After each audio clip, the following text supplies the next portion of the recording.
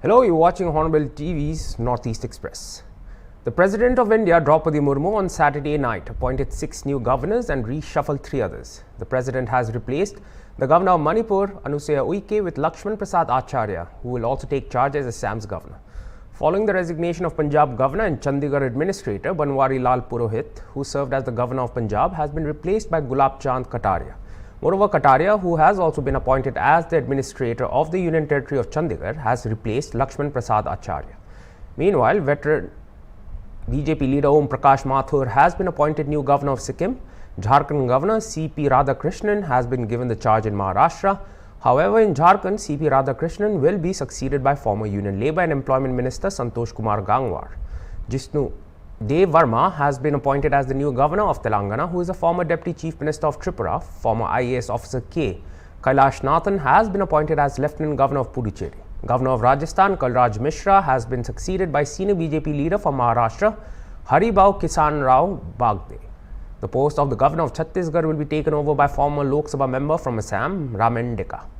The former Lok Sabha member from Mysore in Karnataka C.H. Vijay Shankar will serve as Meghalaya governor.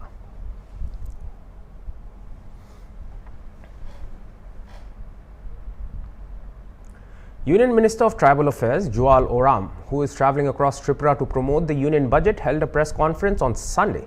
He mentioned that following the directive of the Prime Minister, the central ministers are visiting states to examine the progress of central projects.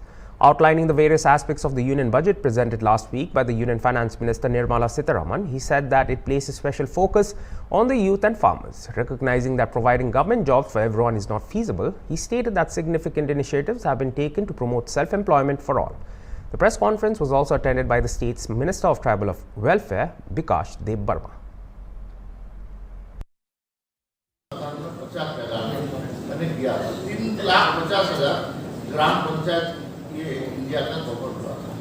अभी विकसित भारत का कल आपका जो नीति आयोग का governing council का meeting था, उस मीटिंग में मैं भी एक मेंबर था। अब नीति आयोग में आपका देश का प्राय सब मुख्यमंत्री हम उपस्थित थे, कुछ छोड़ के और केंद्रीय मंत्रिमंडल के सदस्य थे, प्लानिंग कमीशन के थे, बाकी इसमें से रिजोल्यूशन हुआ है। वो रिजोल्यूशन का भी कल आपने देख लिया होगा कि 2047 में तब मतलब 2047 तक जब हम 100 साल पूर्ति करेंगे तो हमारा गांव कैसा होगा, उसके लिए एक रोड मैप तैयार होगा। हमारा गांव कैसा होगा, हमारा शहर कैसा होगा, हमारा एरिया कैसा होगा, उसके बारे में भी हुआ है। उस क्रम को फिट करते हुए ये बजट भी उसमें फिट हो रहा है। मैं बजट का एक एक बिंदु आपको डिटेल में आपको बताना चाहता हूँ। अपोजिशन का जो झूठ फैलाना, आपने तो बताया, आपको ये डिटेल दिया, हर प्रदेश का हम लोग दे रहे हैं। कोई प्रदेश का कुछ स्पेशल एक दो काम को हो हम नाम बता दिया तो उसमें क्या होता है। उड़ीसा में कोस्टल है, आपका वेस्ट बंगाल में भी है, त्रिपुरा में भी जो नया काम करते हैं, ये इसको क्या बोले तो उसको माने एक झूठ प्रचार करने का एक माने अफवाह, ये बजट में कुछ नहीं है, ये करने के लिए कोशिश कर रहा है। इसलिए मैंने आपको बताया, आप उसको स्वयं पढ़िए, देखिए, आप उसमें से बताइए कि इसमें क्या है कि नहीं। पहले त्रिपुरा में क्या मिलता था और आज क्या मिल रहा है, आप देखेंगे तो बहुत बढ़िया है। तो इसलिए ही आया, ठीक है। Thank you. The key accused in the Assam Public Service Commission cash for job scam, Rakesh Paul, who was the chairman of the commission, has been sentenced to 14 years in jail and fined ₹2 lakh. The quantum of punishment was delivered today. Meanwhile, 2 other key accused, Basanta Kumar Dole and Samedur Rahman, have been sentenced to 10 years in prison along with ₹50,000 fine each. The 29 candidates were sentenced for 4 years with ₹10,000 fine each. It may be mentioned that 32 people, including the chairman of APSC, were convicted by the court in July for being involved in corruption related to the appointment of agricultural development officers in Assam.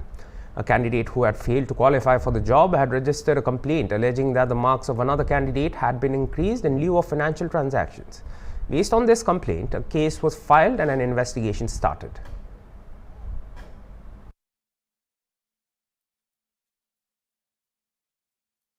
The wait is finally over as Kokrajhar, the city of peace, prepares to witness the first of 7 matches of the 133rd edition of the Durand Cup at the Sai Stadium from July 30th to August 21st. The trophy display ceremony at Bodofa Auditorium on July 14th and the trophy tour conducted across 5 districts of the Bodoland territorial region have created euphoria among the locals who eagerly await the commencement of the league matches of the tournament. The opening ceremony will take place on July 30th at Sai Stadium with the kick-off scheduled for 3 p.m. and gates opening at 12 noon. The Indian Army, in close coordination with the Bodoland Territorial Council, has left no stone unturned to make this event a grand success. The stadium has undergone extensive renovations in the run-up to the tournament, including the upgrade of floodlights for night matches and the installation of state-of-the-art drainage system to ensure smooth conduct of matches even during rain. A number of thrilling military displays from the 3 services of the Indian Armed Forces and a cultural fiesta by the locals are also lined up to add to the festivities. These celebrations coincide with the Anti-Terrorism Day being celebrated in the Bodoland Territorial Region, marking the return of normalcy, peace and prosperity. Football enthusiasts can expect a thrilling contest between the local team, Bodoland FC and Northeast United FC in the inaugural match, with both teams boasting talented players and seasoned coaches. Other chapters are being held in the cities of Kolkata, Shillong and Jamshedpur. A total of 24 teams will be participating in the tournament, vying for the 3 coveted Durand Cup trophies. National convener of IT cell of the Bharatiya Janata Party, Amit Malviya, during his visit of Barak Valley on Monday, said the centre is committed to the development of Assam and Northeast. Addressing the media at a BJP party headquarters in Silchar, he highlighted the key points of the budget tabled a few days back by Finance Minister Nirmala Sitharaman and said the focus in NDA Government 3.0 is on employment of youths and training them to be entrepreneurs apart from women empowerment. Malviya also said special emphasis has been given to the perennial problem of floods in this region.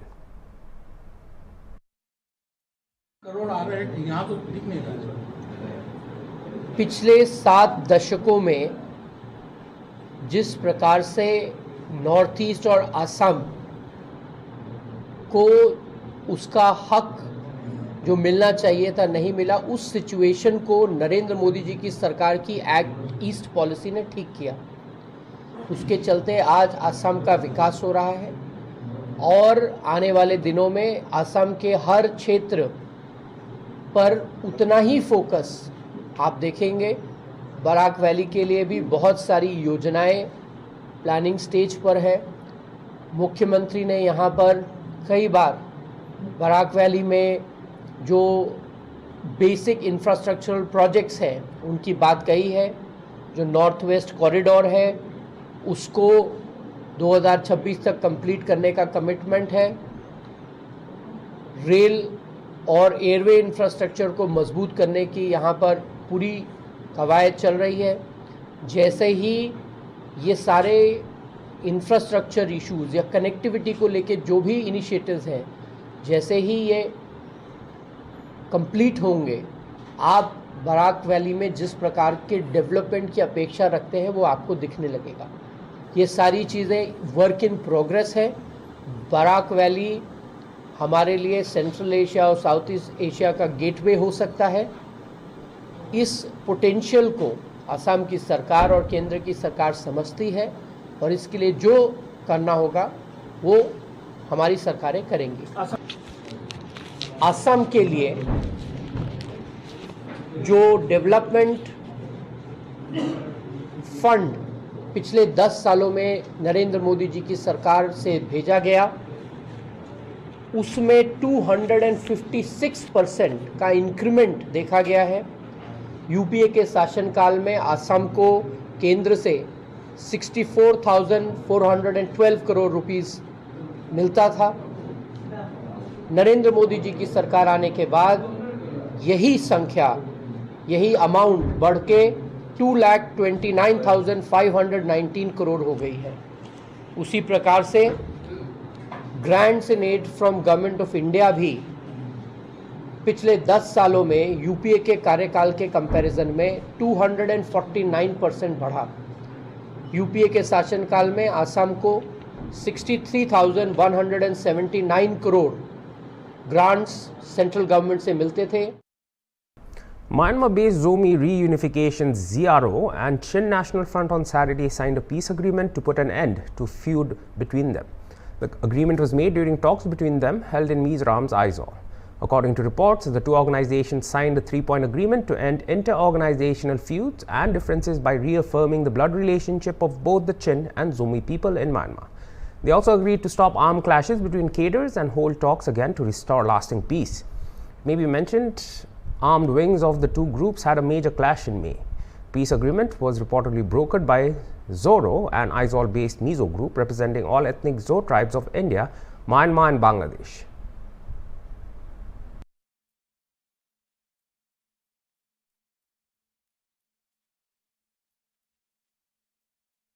A 3-day workshop on Bhupendra Sangeet to promote and propagate the musical ethos of Bhupen Hazarika was organized at Kinda Hall Preschool in Chandmari, Guwahati. The workshop, which began from 26th, was organized by Tholwa. Tholwa is a socio-cultural revolution dedicated to bridging the gap between the new generation and Assam's rich cultural heritage. The inaugural event focused on the timeless music of Bhupen Hazarika, a legendary figure in Assamese culture. The workshop was graced and coached by Kamal Kataki, who shared invaluable insights and lessons from his years of performing alongside Bhupen Hazarika. Workshop organizer Maitri Adhyapak, who is member of Tholwa organization, said this workshop marks the beginning of Tholwa's mission to revitalize and celebrate Assamese culture among the youth. हम लोगों का प्रयास है कि how can I attract them towards our language. इसीलिए हम लोग ये कोशिश कर रही हूँ कि अलग अलग एक्टिविटी के माध्यम से हम लोग कैसे उन लोगों को हमारा मातृभाषा असमीज के तरफ हम लोग उन लोगों को अट्रैक्ट कर सकती हूँ. ये हमारा पहला प्रयास है. डॉक्टर भूपेन हज़ारिका जी का जो गाना है वो सब गाना कथा प्रधान है. लिरिक्स में वो लिरिक्स उनका बहुत जोरदार है. इसीलिए यदि हम लोग उन लोगों को 2-3 गाना अच्छी तरह न्यू जनरेशन को हम लोग यदि सिखा सकते हो तो हम लोगों को ऐसा लगता है कि थोड़ा बहुत वो लोग असमीज वर्ड का स्टॉक उन लोगों ने बढ़ा सकते हैं. इसीलिए ये वर्कशॉप हम लोगों ने इस भारत रत्न डॉक्टर भूपेन हज़ारिका साहब का गाना सिखाने के लिए मुझे एक दायित्व सौंपा. ये जो न्यू जेनरेशन लड़का लड़की है उनको भूपेंद्र का कंपोजिशन का थोड़ा सा जो कुछ मेरे को मालूम है उनको उनका आभास देने के लिए हम लोग ये छोटा सा वर्कशॉप आज 3rd डे है कर रहा है. मेरे साथ एक वेरी पावरफुल टबलिस्ट ऑल इंडिया रेडियो का A ग्रेड टबलिस्ट दिव्यज्योति सांगमा भी है. सो हम लोग ने कोशिश किया है कि भूपेंद्र का जो ब्यूटीफुल कंपोजिशंस था. तो हम इस वर्कशॉप में आए हैं एसएमएस सीखना और एसएमएस जो संगीतकार हैं जिन्होंने इतने अच्छे अच्छे गाने बना के गए हैं पहले, तो उनको सीखने हम यहाँ पे आए हैं. यहाँ पे अभी हम आए हैं भूपेंद्र संगीत सीखने. तो यहाँ के जो सर हैं कोमल कोतकी सर, वो भी बहुत अच्छे हैं. वो हमें सिखा रहे हैं. अभी ये आज का हमारा लास्ट डे है. हमने आज हमारा 3rd डे है. तो इन 2 दिनों में भी हमने बहुत कुछ सीखा. एसएमएस के बहुत सारे शब्द सीखे और हाँ यही मुझे मतलब बहुत अच्छा फील हुआ. जो मतलब मेरे गुरु हैं मच्छी अध्यापक मैम, मतलब ये बात उन्होंने मेरे मम्मी को बताया था और फिर मेरे मम्मी ने बोला कि मैं एसएमएस सुना, एसएमएस घर से बिलोंग करती हूँ. इसी कारण इन सर से मुझे मिलने वाला वो है कोमल कटकी सर. तो उन्होंने मतलब मुझे बहुत नए नए शब्द सिखाए, बहुत सारी चीज़ें सिखाए. डॉक्टर भूपेन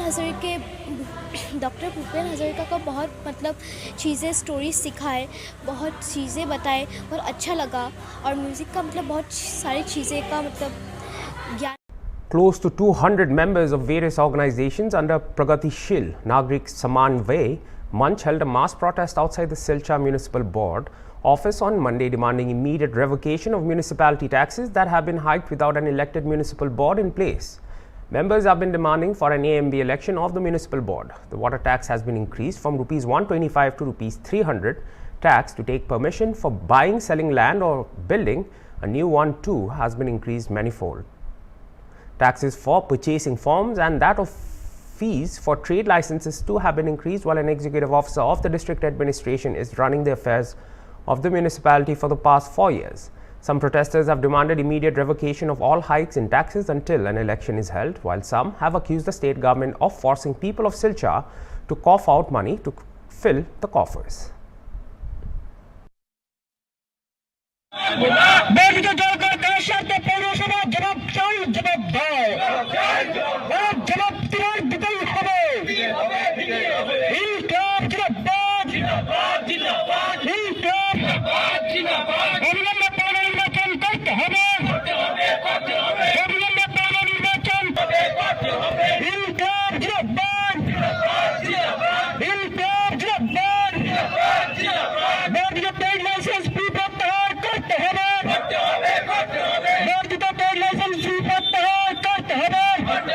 प्रगतिशील नागरिक समन्वय मंच की तरफ से पूर्व निर्धारित सूची के अनुसार हम लोग यहाँ 2 घंटे का धरना पालन कर रहे हैं। यहाँ सिलचर शहर के विभिन्न संगठन, व्यवसायिक प्रतिष्ठान, व्यक्तित्व सब यहाँ उपस्थित हुए हैं। हमारी विभिन्न मांगे जैसे म्यूनिसिपैलिटी ऑफिस को असम सरकार अपने रिमोट से डिस्प्यूट से स्विस बैंक बना चुकी है।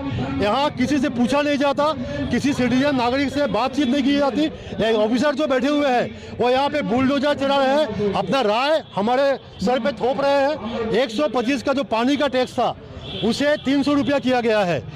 ट्रेड लाइसेंस को 3 गुना बढ़ाया गया है।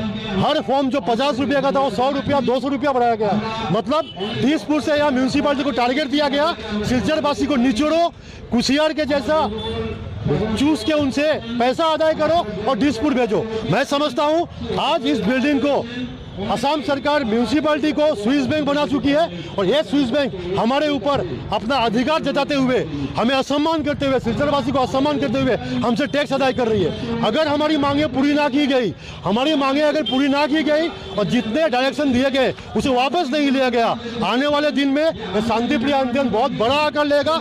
इसके लिए जिम्मेदार म्यूनिसिपैलिटी बोर्ड होगी और असम सरकार होगा। আজকে এই গণধর্নার আয়োজন করেছে এবং সেই গণধর্নায় বিভিন্ন দাবি দাবা আজকে জলকর থেকে ধরে আমাদের যে লাইসেন্স ফিজ বা বিল্ডিং ফিজ যেগুলো রয়েছে, যেগুলো বর্ধিত করা হয়েছে যাতে শিলচর শহরের নাগরিক কোনোভাবে সেই করগুলো না দিক, কারণ আমরা সেই পরিষেবাটুকুই পাচ্ছি না, কিন্তু কর এদিকে বেড়ে যাচ্ছে। আমরা ট্যাক্সের ক্ষেত্রে প্রত্যেক ক্ষেত্রেই দেখছি। আজকে যদি ইন্ডিয়ান বাজেট নিয়েও বলি সেখানটায় আমরা দেখতে পেয়েছি এবং সেই ক্ষেত্রে বর্তমান যে সরকার রয়েছে, কেন্দ্রে রয়েছে, রাজ্যে রয়েছে, আমাদের এই শহরেও রয়েছে, সেই রাজ্য সরকার কিভাবে পলিটিক্যালি একজন এক্সিকিউটিভ অফিসারকে প্রোটেকশন দিচ্ছে, যে জলকর বাড়ানো হয়েছে বা বিভিন্ন ফর্মের দাম বাড়ানো হয়েছে, উনি বলছেন, বর্তমান যিনি আমাদের এমপি রয়েছেন উনি বলছেন যে না সব ঠিকই আছে, আপনার 10 টাকার যদি বোতলের জল কিনে খেতে পারেন তাহলে 300 টাকা বর্ধিত ফিসটা কেন দিতে পারবে না এই শহরের মানুষ। কিন্তু আমরা 100 বছরের পুরনো এই পুরসভা আজকের দিন অবধি বিশুদ্ধ পানীয় জল দিতে পারছে না। রাস্তাঘাট তো দূরের কথা, আপনারা সবাই জানেন যে শিলচর এলাকার রাস্তাঘাটের কি অবস্থা, আমাদের এখানে একটু বৃষ্টি হলে কি হয় পুরো শহর এলাকায় সেটা আমরা সবাই জানি। তো এই বিষয়গুলো নিয়েই আজকে আমাদের এই ধর্না এবং সেই ধর্নাতে আমি ধন্যবাদ জানাই শিলচর শহরের পুরো নাগরিকদের যারা এখানে এসছেন এবং আগামীতে আরও বড়ভাবে সেই ধর্না আয়োজন হবে এই বিশ্বাসটুকু আমি। A 21-year-old woman from Assam was stabbed to death by an alleged lover in Delhi on Saturday. The victim, identified as Sneha Chaudhary, a resident of Chibita Bichia of Assam's Kachar district, was working at a gym as a trainer in Delhi. On Saturday, the accused Raj Karmakar reportedly went to the victim's residence at Delhi's Dwarka Sector 23 in Pochanpur colony when an argument ensued, resulting in the accused stabbing the victim. Raj Karmakar has been arrested. Meanwhile, preliminary investigation suggested that the argument between the two was due to an alleged suspicion by the accused over affair of the victim with another man. मिली थी कि यहाँ पड़ोसी में एक लड़के ने लड़की को मार दिया है और गला भी दबाया है। तो मौके पर पहुँचे तो वहाँ पे देखा कि एक 21 साल की लड़की की डेथ हो गई है, मौके पर डेथ करी हुई है, और एक 24 साल का लड़का है। तो लड़के को PCR, लड़के को भी थोड़ी चोट आई हुई थी, तो लड़के को PCR हॉस्पिटल ले गई है। बाकी क्राइम सीन का मुआयना हो रहा है और हम case register. And that was all for this hour's bulletin. For more news and updates, stay tuned to Onbill TV. Goodbye.